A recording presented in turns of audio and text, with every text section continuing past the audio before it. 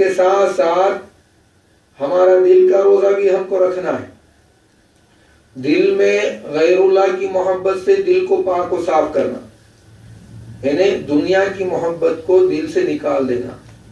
دل میں دنیا کی محبت نہیں آنا، اللہ کی محبت کو دل میں راسخ رکھنا. دنیا دل میں آ گئی تو دل کا روزہ ٹوٹ گیا. دل میں اللہ تبارک و تعالی متجلی ہونا.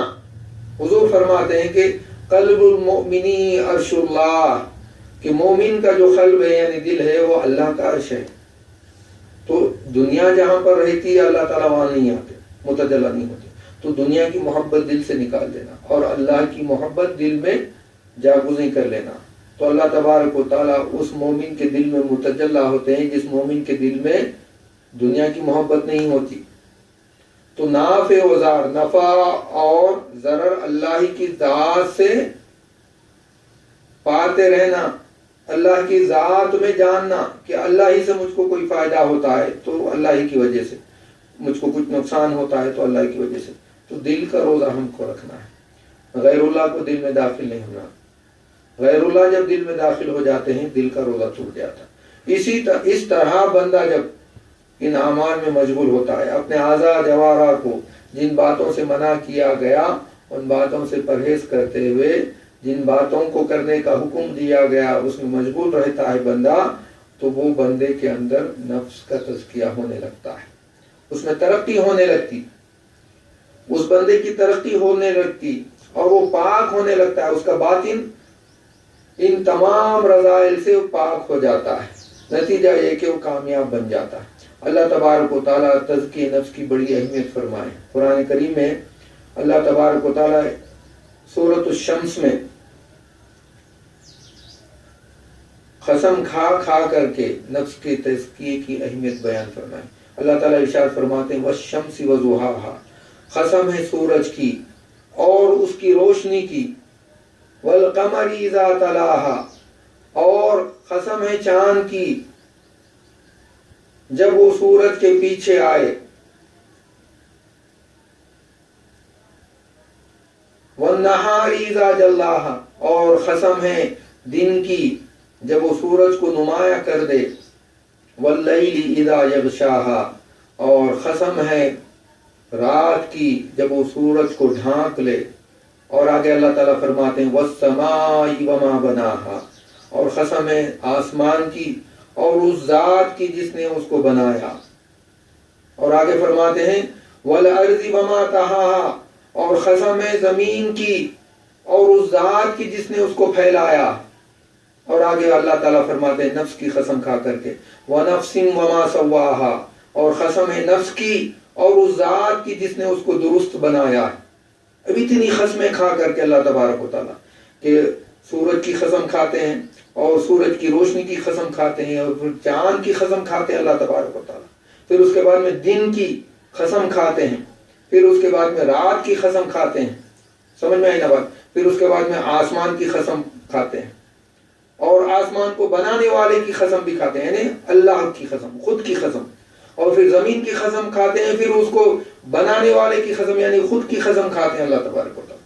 پھر نفس کی قسم کھاتے ہیں اور پھر اس کو نفس کو بنانے والے کی قسم یعنی خود اللہ تعالیٰ کی قسم خود کھاتے ہیں. تو اتنی قسمیں کھا کھا کر کے اہمیت والی بات بتانے جا رہے ہیں.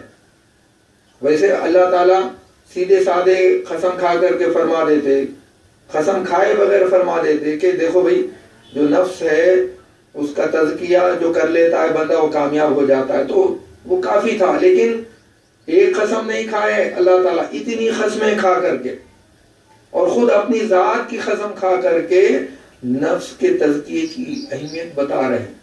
کیا فرما رہے ہیں اللہ تبارک و تعالیٰ؟ ارشاد فرماتے ہیں وَنَفْسٍ وَمَا سَوَّاهَا فَأَلْهَمَهَا فُجُورَهَا وَتَقْوَاهَا، پھر اس نفس میں اللہ تبارک و تعالیٰ نے بدی اور نیکی کی سمجھ بوجھ دی اس نفس کو.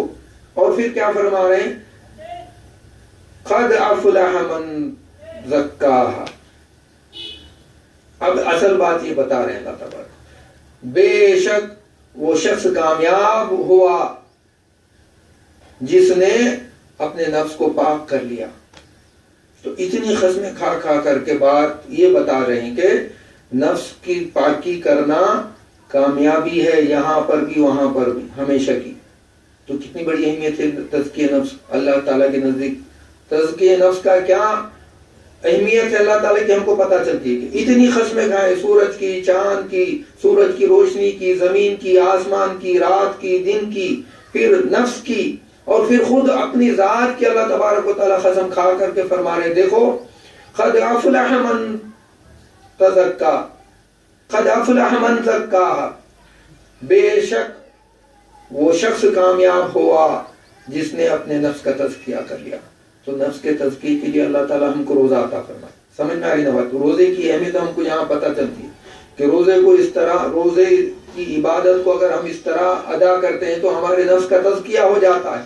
تو نفس کا تزکیہ ہو گیا تو اللہ تبارک و تعالیٰ کا جو مقصود ہے، اللہ تعالیٰ کا مقصود جو ہے روزے کو عطا کرنے کا، وہ حاصل کرنے والے ہم بن جاتے ہیں۔ تو سمجھ میں آ رہی نا بات؟ تو یہ اہمیت جانو روزے کی، روزے کی اہمیت جانو، جان کر کے روزے کو اہتمام کے ساتھ ادا کرنے والے بنو۔ ایسا نہیں کہ حضور نے جو فرمایا کہ کل حشر میں بہت سارے ایسے روزے دار پیش کیے جائیں گے اللہ کی بارگاہ میں کہ ان کو روزے کے بدلے میں سوائے بھوک و پیاس کے اس کے بدلے میں کچھ بھی نہیں ملے گا، یعنی ان کو ثواب کچھ بھی نہیں ملے گا۔ ایسے روزے دار بہت سارے پیش کیے جائیں گے۔ تو ہمارے روزے ایسے نہیں بنے، ایسے نہ ہوں، ایسے روزے دار ہم نہ بنے جن کو محرومی کے سوا کل حشر میں کچھ بھی ہاتھ نہیں آنے والا۔ تو اس کے لیے ہم فکر کرنا ہے، ہمارے اندر یہ خوبی آنا ہے کہ ہر عبادت جو ہم کرتے ہیں، چاہے روزہ ہو کہ نماز ہو، ہماری ایک کوشش یہ ہونی چاہیے کہ ان عبادات کو ان کے شرائط کے حساب سے خشوع اور خضوع اور للہیت کے ساتھ ادا کرنے والے بننا، اور دوسرا یہ کہ اس کو قابل قبول ہوئے ہیں کہ نہیں ہوئے اللہ کی بارگاہ میں اس کی فکر مندی کرنا۔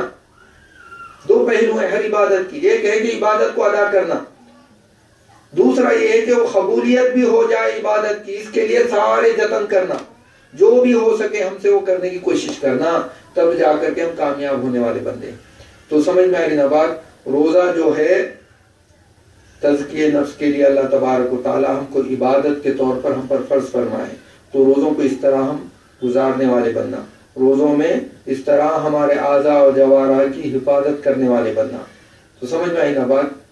تو خیر اس کی تم لوگ اہتمام کے ساتھ اس کا کوشش کرو کہ جتنے بھی روزے اب بقیہ ہیں تو خشوع خضوع للہیت کے ساتھ آنکھوں کا بھی روزہ رکھنے والے ہم بننا، پیٹ کے روزے کے ساتھ ساتھ آنکھوں کا روزہ رکھنے والے، کان کا روزہ رکھنے والے، زبان کا روزہ رکھنے والے، ہاتھ پیر کا روزہ رکھنے والے اور دل کا روزہ رکھنے والے بننا۔ تو ایسے خوش نصیبوں کے حق میں اللہ تبارک و تعالیٰ اس روزہ رکھنے کے بدلے میں اللہ تبارک و تعالیٰ ان کے نفوس کا تزکیہ فرما دیتے ہیں۔ تو بہتر اللہ تعالیٰ سے دعا ہے، جو کہتے ہیں سنتے ہیں، سب سے پہلے کہنے والوں کو اور پھر سننے والوں کو عمل کرنے کی توفیق عطا فرمائے۔ نبی کریم صلی اللہ علیہ وسلم کے اسوہ حسنہ سے ہم تمام کو سرفراز فرمائے۔ صحابہ کرام رضوان اللہ تعالیٰ علیہ مجمعین کی ایمانی کیفیات ہماری زندگی میں جاگزی فرمائے۔ رمضان المبارک کی جملہ رحمتوں، مغفرتوں اور نعمتوں سے اور رحمتوں سے ہم تمام کو سرفراز فرمائے۔ وآخر دعوانا الحمدللہ رب العالمین۔